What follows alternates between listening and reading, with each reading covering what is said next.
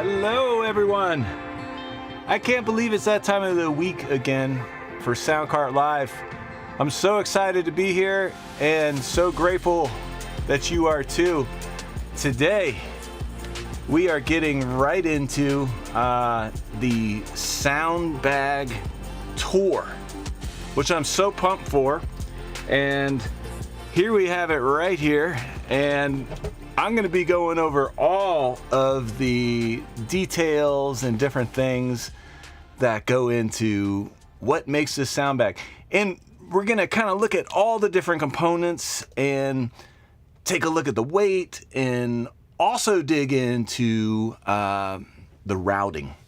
And so we have the ability to look at all these things and kind of give you the tour. So we're going to go ahead and get started right after this quick message. The key to a great sounding lav is 10% placement and 90% process.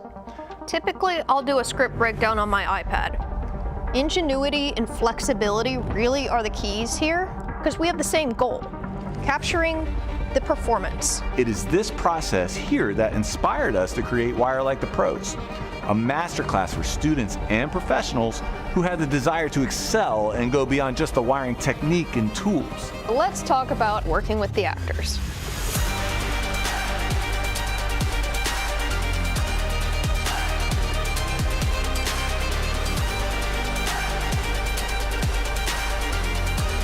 So I invite you to come over now and enroll into Wire Like the Pros at mwsound.net. And welcome everyone to Soundcart Live. Today I've got the overhead camera set up to do the sound bag tour. And I'm really looking forward to giving you a detailed tour of everything that goes into this sound bag and also take some time to get into the workflow and the routing of this. And I've weighed every component and just kind of have a whole backstory, but let's get right into what we're doing here, which is the tour. And we'll start it off by looking at some of the details of this sound bag here. And starting with the primary component weight, which if you think about everything that is in the bag, the interesting thing is no matter what kind of configuration you're doing, and most of us who have carried around sound bags all day long really understand this, is that no matter what configuration you're doing, the bag, the cables, and the power always seem to end up weighing more than everything that's in the bag. So let's look here and I'll show you. So if we were to take just the primary components, so this is here on the bag is the Sound Devices 833 that we're going to be exploring today. The Sound Devices XL AES, the Electrosonics DSR4, the Comtech PR216 Option 7, and the Electrosonics DBS-M, we would be at, or we are at, not we would be at 4.37 pounds. So everything that's inside of this bag here, the 833, the XL AES, which is kind of hidden inside of here, DSR4, the power, I don't think I configured the power in that, but the Option 7 Comtech, I did configure that in there as well. And also the Electrosonics DBS-M are a little over 4 pounds. Now, if we get into the other components, and let me get to that actual screen here so I can actually get to that. The bag, the cabling, and the power weight, and it is like, wait till you see how minimal this bag really is. And look at that, 6.95 pounds, okay? That's all the stuff that's not the primary component. So that's the K-Tech Junior X bag, the 98 watt hour smart battery, and the cabling and miscellaneous items, which is like the AA batteries and the 9-volt rechargeables. And then also the Deity SPD Mini, which I'm really loving, the form factor of that. And that takes the whole configuration here, and let's go back to that screen for a second, to be 11.25 pounds. That's what we're looking at total weight. But if you were to take the bag, the power, everything out of that, then you're 4 pounds. So why does that even matter? Well, it matters because when we're looking at this stuff and we're looking at all these different product offerings and stuff like that, you have to think about what are all the other things. But without a doubt, we want to be as light as possible. And even at this weight, at 11.25 pounds, with a harness, this thing is way lighter than my old 633 bag, which had two 411s and I think an SRC for the 4 channels. It was great. I used it for years and years and years. But this, with this setup, is significantly lighter, and I wish I had the weight on that, but I don't. But let's get right into some of the parts and components of this bag so you can see kind of everything that goes into it.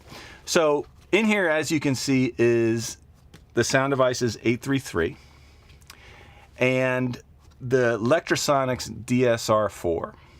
Now I decided to not go with the SL2 for this configuration because I only needed the 4 channels. For me, in this bag, that was going to be enough for most 95% of anything small, any bag drop scenario in a vehicle, the list goes on, because I didn't want to add the extra weight, okay? But what I did do, and I'm going to try, and what I'll do is I'll turn it around so you can see. We might as well start having fun with this. I want to show you that here is the XL AES, which is dark here. But let's actually show some stuff here. Let me get rid of this thing here so I can start moving this around. So the reason why I went with the XL AES on this, and I have to thank Nicholas Field because I saw his bag tour video. So thank you, Nicholas Field Sound. And he was using the XL AES, and I said, I got to go this route. So thank you for that, Nicholas. So I'm going to open this up here on the side. And with the 4 channels of the wireless, I'm not using any of the 6 inputs, as you can see here, which is a beautiful thing, which means I have access to all 6 of the inputs on this 833. And the only thing that's plugged in here is the headphone cable on this little 3.5 millimeter, as you can see right here. So the reason why I show you that on this side is I'm going to flip it over and try not to bend all my antennas as I do this. And I want to show you, so the JuniorX bag here, as you can see, it has this cool little thing, kind of keeps things tidy. But inside of here, and let me even shine some light on it, we're going to get fancy here, is the XL AES. So that can do 8 channels of audio. You know, so right there is your 1, 2, 3, 4 channels with that cable for one cable coming out of the back of the DSR4 into the XL AES accessory. And notice here that I decided to go without the batteries on the back of the 833 because I just didn't want the extra weight. I really on this bag wanted to, and actually see how I don't have a battery there either, okay? The battery I have in a different spot, which I'll show you. But the goal, you know, when you have to carry these things around all day, you want to be as lightweight as possible. And even at that weight configuration, this thing feels great when I carry it around. So I'm really, really excited about it. So I said I would, where am I keeping the battery? So let's get that going here. It's actually right here, and let me, in this side pocket. So it's just a nice convenient space. And then the side pockets you can cable through. So all of these, and I can maybe even show you, because this is a killer bag by K-Tech. All of these side pockets have cable throughs. Every single pouch and pocket can take the cable and go through wherever you want to go, which is a super nice feature. So this is just a very quick and easy, convenient place for me to keep a battery. And that's the outer pouch, okay, as you see. Now, there's also an inner pouch here. So let's look at the inner pouch, which I opened earlier, and see that inside of here is where I'm stowing some different cables and stuff. Now that weight that I showed you includes all the cables, all the batteries, no cheating, because I wanted to have the real deal. What am I going to be carrying around all day? Like, these are just the kind of like items that I think I would need. So here is let's just take it out here. This is a coiled cable for like a boom, carrying around, which is nice. And then just a battery cup. So those two items stay in there. And let's go ahead and not try to hold on to this and maybe not have it hit the floor here as I'm giving you the tour. And then, here, let me close this up. There we go. So this is this side, and you can see the XL AES from here too. And let me use the phone light so you can see. It basically mounts on, I don't know how many pins, but there's a standard pin thing where the SL2, XL80S, and sorry about the focus here, we'll get it to focus. There it is. That's right on top of the 833, 888, or Scorpio, whatever you're deciding to use. Very, very convenient. All right, so let's close this up. I think we've seen this side, and let's look a little bit at the bag here, some more about the bag.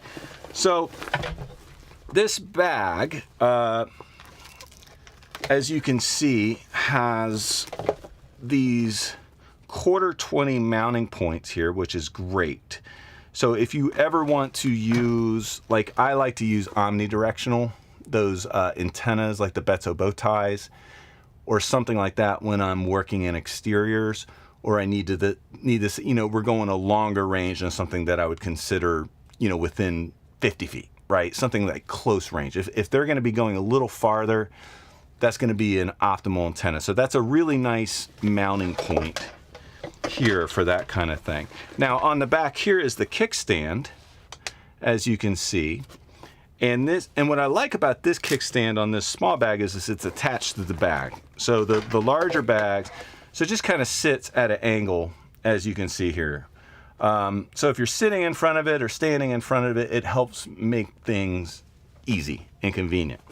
So let's go ahead and fold that away. And you've got these kind of hooks here, which are nice, and I've got a headphone strap. This is, you know, I stole, you know, something from the Orca bag. I used, you know, you know, the bags from the past, I've got Porta Brace, Orca, Aton, I've got bags like crazy. If there's an attachment or a pillow I like, usually I'm like putting it in the new bags. I don't know if anyone else ever does that. But this came from, I believe, an Orca bag. And then these Molly straps here, I believe they're called, are actually wide enough for electrosonics clip, which is super cool. So you can mount your transmitter all kinds of different ways. And we're going to talk about this in just a few minutes, because I'm really excited to show you something about what's happening here. Yeah, so more Molly straps on the front, and we got Molly straps on the back, as you can see here. So all kinds of mounting points. This is the kickstand. And then I already showed you the bottom of the bag earlier. But this is, if you want to store a battery here, you can, but this is just a great way to access underneath for your cabling. And the cabling on this one is very simple. The only cabling I really have is the DSR4 to the AES module, and then also the timecode cable with 2 BNC in and out coming out of the 833, and then power. And then the other cables I have stowed, since we're talking about cables, let's now go to the right side, are alternative to the sends and hops. So I'll show you the extras. I'll show you the built-in ones I keep built all the time, and then the extras later. So here is the side of the 833. And as you can see here, here's our antenna for the SD remote. And then you got the flap for your 2 SD cards. And X1, or output 1 here, or X1, output X1, is where I'm sending to the wireless camera hop. And then this here, this XLR output with this thinner cable, which has a ferrite bead on it, is what is sending to the Comtech PR216 option 7. And then of course we have power here coming in through TA4, and that's what's going on the side. Now if I need to add more stuff, such as, let's close this up. Well actually no, let me leave it like this for a second, because I'll show you. If I need to add more stuff, let's say, so right now this is set up for what I'll call a camera hop, right? So sending a mono mix to a camera directly from the bag. It's already configured in Comtech, ready to go. But if I need to send to also a crew member, okay, like a boom operator, let's say, in IFB, then I have those cables already ready to go inside of here. So let's get that there.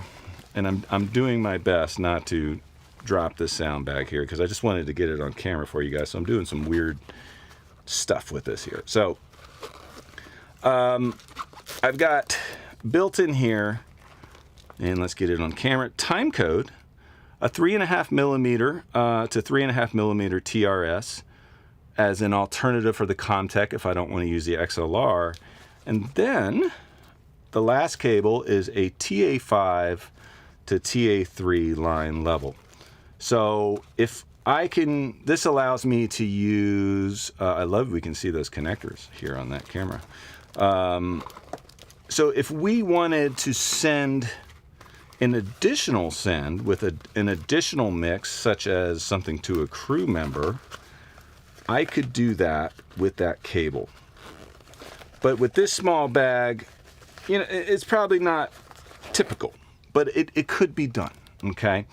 So, so that's the inside. Now you can see that all of these you can cable through. See how the time code cable is cabled through with this right angle, super nice. And then you have this pouch here on the outside. And then this is media for the 833. And then this is the Block 22 antennas, because you usually sport the Block 19 and Block 22 for the DSR4s. And then another couple Block 22 quarter wave whips for transmitters, you know. So depending upon where I'm putting and coordinating the wireless, that's all ready to go. So let's get this back into the normal position and keep rocking with this thing. So that's the bag, generally speaking. Now,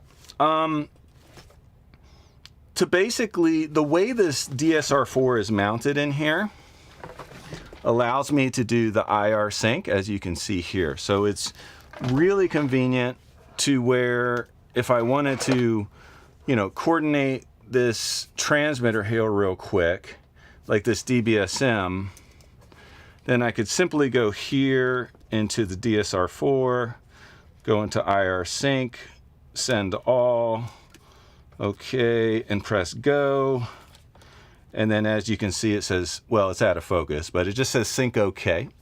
And that's a really fast way to coordinate on this bag. For 4 channels, I don't need Wireless Designer or anything like that. What I need to do is I need to do a scan like you see here, and then I'm pretty much just choosing the channels. It's a very fast and efficient process that takes me no time. And I usually like to do it manually. I like to see what's going on. Once I get a scan here, then I can go through all my RX1 through 4, and then I can zoom in. And I know with this camera, it's hard to really get into the detail there, so we won't dig in too much. I just wanted to show you that, kind of what's going on with the DSR4 there. Okay, the whole point, obviously, of the XL AES is so we don't have to use up the cable. So if you're having to like do hardwired booms for interviews or whatever, or that kind of thing, you don't have to worry about your wireless taking up those inputs with the XL AES. I didn't really need Dante or anything like this for a small bag. I was really going for light. The power of the 833 is phenomenal. In a smaller workflow, you just don't need that kind of thing.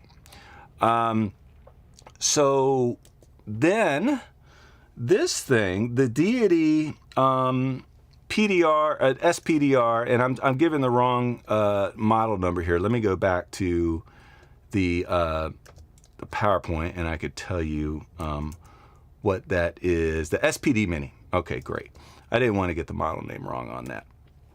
So the SPD Mini is super, super cool in the fact that notice how thin that this front pouch is. So the power, I didn't have to like shove something large in here, and it tells you the remaining runtime. So I'm at 85% with 5 hours remaining. We'll talk a little bit about power, draw, and all that kind of stuff in just a little bit, but let me see if I can pull this out a little bit. And you can see that this is all at an angle, these connectors, and there's one back here that you can see, a Hiroshi, that I'm really kind of pulling this out. So the form factor for this bag and this front pouch is absolutely amazing. And then of course the PR216 and this DBSM. I'm actually not using a battery eliminator for those because I didn't want the extra cabling. I didn't really feel like it was necessary. This AA that is in this PR216 will run for days. I mean, and then the DBSM, I can put a rechargeable nickel metal hydride battery in here and get easily 3 hours, 3.5 hours runtime, and minimum. So, and it's very convenient and simple for me to change that over. Now, here's something I'm really excited about that I want to show you guys that's really important. Now, we've done quite a few streams about RF and the importance of keeping antennas separate and power separate, and what a challenge a sound bag is for that. It's just the pure form factor of a sound bag is terrible for RF. I mean, to have transmitting antennas so close to your receiving antennas is just, it's never ideal. But there's a few things that we can do. Obviously, frequency spacing is number one. Number two, power. Okay, so this PR216 is the VHF 216 megahertz. So it is so far away that this DSR4, it doesn't even see it. And that's actually a helical whip antenna. I don't know if you guys are familiar with it, but you can see the ribs. Sometimes confused like like it's a quarter wave whip, but it's actually a helical whip antenna. And it actually, because the wavelength is so long on 216 megahertz, that it has to be coiled in order for the wavelength to be correct, which is just a little something cool to know. And then this here, this is what I really was excited to show you guys. Now, I have been doing, in the past, my hops have always been like digital hybrid, and I do like 100 milliwatts to like some sort of analog receiver of some sort. But the problem always is in the bag, is that you're slamming your receive antennas with RF, even if it's spaced. Now, it's obviously a great idea to space these things, and you can use filters, and there's so many tools, but just the amount of RF energy to send 100 milliwatts into the front end of a receiver that is receiving things so quiet, by the time a transmitter reaches your antennas, the signal is so low. And having to deal with that high power it's really problematic. And what it does is it decreases the efficiency of the bag. It reduces your range. It makes it not as good. So what I decided to do is I did some testing. I've been running all of my camera hops at 2 milliwatts at HDM mode. So I don't even know if you can see this. Let's see if we can get it to focus. There it is, 2 milliwatts. And I'm going to tell you right now that the range, line of sight as a camera hop is perfect.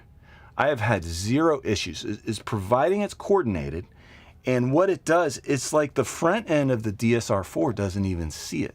And that's really where you get into the power of digital. Now, is it going to have the throw of an analog transmitter, you know, in FM frequency modulation going 250 milliwatts? No. But do you need that for a camera hop? No, not most of the time. So to minimize the power on this is probably one of my favorite parts of this bag build right here, because you can see it. You can see even when you coordinate.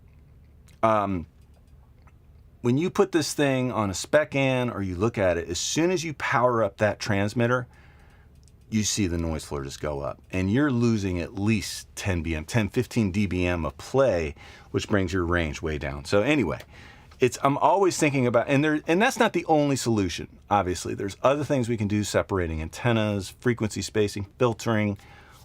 But I guess the best analogy that I like to think about when you think about front-end RF performance and overload is, imagine that I'm having a conversation with you from the other side of the room at just lower normal volume. And then somebody comes up and then screams in your ear, okay? You're gonna have a hard time hearing the conversation from the other side of the room. That's why we always want to limit the amount of power going into the front end receiver. Just an analogy here. All right, so let's keep rocking here, because I got more stuff to show you in the bag. Gosh, I want to say, I mean, from the bag standpoint, most of the stuff has been covered. I see the comments and questions in there. Thank you, everyone. We're going to get to that next, but let's do just talk about power next. There's weight. So power, for, if you don't know, if you take the voltage in times the amperage, that's how you get the watts. So if you get a 98 watt hour battery at a nominal voltage of 14.4 volts, you're looking at about 6.8 amp hours. This bag here pulls about 1.5 amps. That's with 4 channels, everything. So you can expect, you just take your 1.5 amp into your 6.5, which is around 4.5 hours, without using a calculator. But that's the power, and I sport the 98 watt hour battery. Routing. Okay, so let's do this. Let's get into some of the questions. Let's get through that, and then we can talk a little bit about the routing, because there might be some of that stuff in there. Because I don't want to go too long today. I got a limited amount of time, but I want to make sure I get through everything.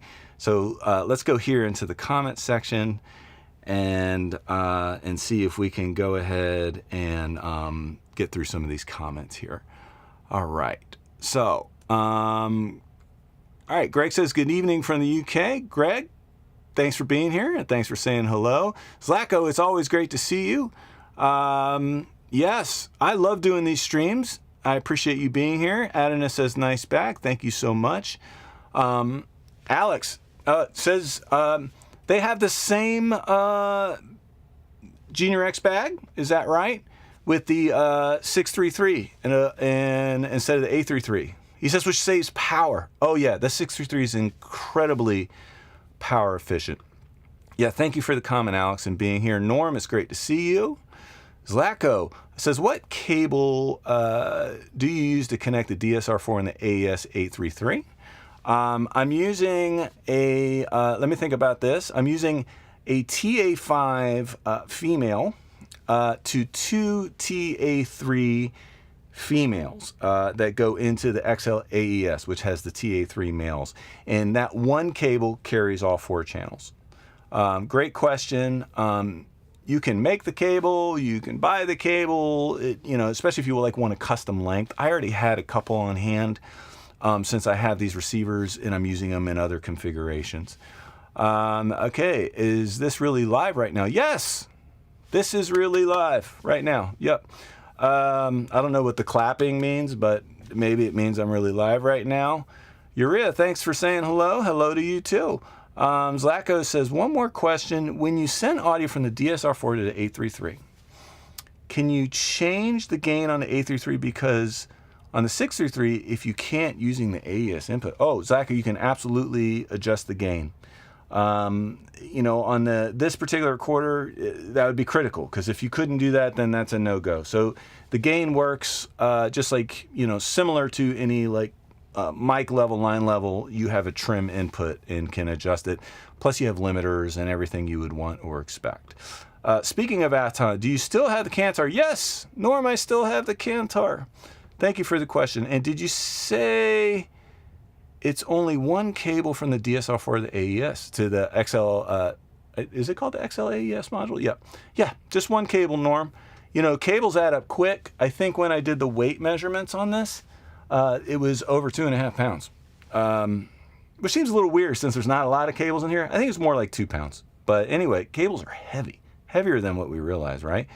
Okay, what do you use as a camera hop? Slacko, I thought you would never ask. That is such a good question. Thank you for bringing that up. This is the M2RA, and this is what I typically use as the camera hop. And as you can see, it's currently synced to the 2 milliwatt IFB. It has a very small form factor. You can lock the output volume level, so you don't have to worry about that being adjusted. You know, and then obviously you have all your different compatibility modes. So if you would rather use IFB, you can, or D squared. HDM is what I'm currently using for most workflows. And just a note on this, something I learned. If you are using this, make sure you have your headphone configuration set to mono as a hop. If you're using a mono cable, I'm looking around and thinking if I actually have that cable on me, and I don't. If you use a mono cable with a stereo, the battery will just like cook, and all of a sudden it's not going to be able to, I mean, it's like it very minimizes the amount of power. So just be mindful of that, and you'll be in good shape if you get the chance to use one of these. Yeah, thank you for the question, Zach. I'm so glad you asked that. All right, so Atna says, can you attach some small mixer controllers to this bag if you need to, and how?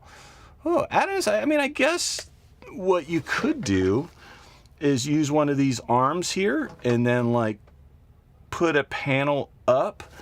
I you know, in my workflow, I tend to do that kind of thing where I like to just kind of suspend things up.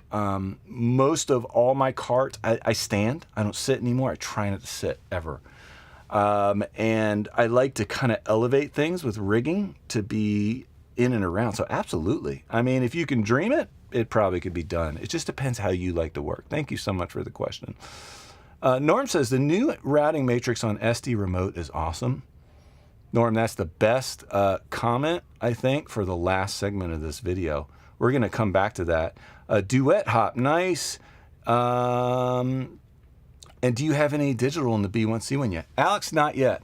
But I think it's really powerful to have the duplex gap and the guard band in that. And then in the US, for instance, what Alex is talking about is that you would have your B1C1 band, except in C1, you get the duplex gap and guard band. So if you wanted to get your hop like completely out of the way of all your other wireless, that's a powerful tool.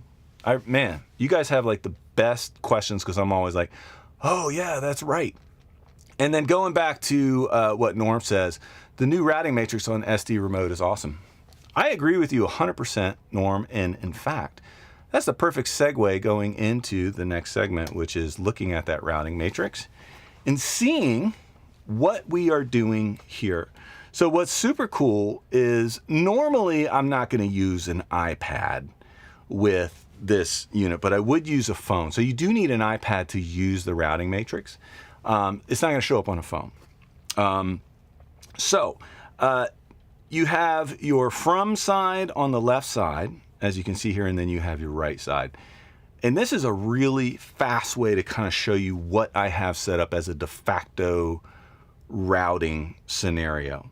So before we get into that, let's just look at the input output for a second, because I want to show you how all of these inputs on the A33 is awesome. You have all of your mic inputs, mic line 1 through 6, and then the XL AES module, you have 8 inputs plus an AES-3 and 42 options on the input side. USB 1 and 2, so you can do telephone patching with this, music playback. I've done both.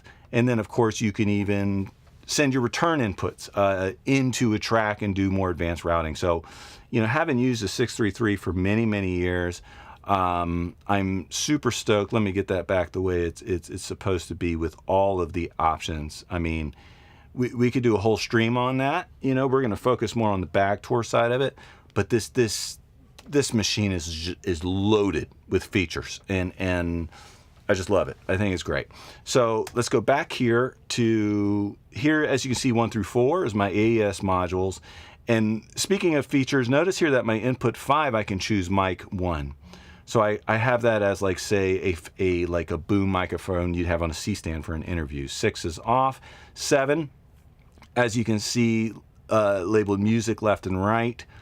I have that up there too. So you've got 8 inputs. I think there's expansion packages. I don't need them right now. I'm still trying to wrap my head around how awesome everything is just with the default settings. All right, from the from side, as you can see, all those tracks, all 8 of those inputs, channels, are routed to the mix left and right with the orange, post fade. And then you also have those buses then routing to the outputs and the buses. So for instance, the mix is also being routed to bus 1 and 2. So if I click on bus 1, you can see that the left bus mix is going to 1, to bus output 1, which I've named mix, because I always like to name my bus outputs the source. Like, what is sending? Mix plus comm. There's the left bus, and then there is the return comm. So that's for a crew workflow. And notice here on the routing matrix, and let's go ahead and go back to routing, that on the output side, on the middle top side here, you have Comtech, XLR, right, the HOP transmitter, the IFB transmitter, and X3 and 4. The ones that are highlighted in blue are muted by default. That could be like stop mute functions, typical workflows, commercials. Around here, they don't want to hear any air in between takes. Everything has to be muted. So you have those are muted, looks like, because they're in stop mute mode. And then notice that the mix plus comm, if you follow the left side, is going to the IFB transmitter, and then the mix is going to the camera hop. So I like to label things like what the source is. It's kind of like an old school way. I don't know, like where my brain goes is when I was tracking bands, when I first started in audio in the 90s, like you would have your drum bus, you would have your headphone matrix sends for your cue mixes for your band so they could hear each other and control it. And everything in Pro Tools was labeled according to what the send is, like what you're doing. So I kind of follow the same structure. I love that there's an intermediate bus to output structure versus the fixed output of like the 633 where you can choose multiple sources on the output. So anyway, I think, guys, that pretty much takes us there for the back tour. I want to say thank you, everyone, for being here. Really appreciate it. It's been a great time. And feel free to put your comments and questions below, and also future requests for, future streams and so forth, or things that you'd like to see. And with that, I'd say let's go ahead and just wrap it up. And thanks so much for joining Soundcart Live. We'll see you next week, everybody.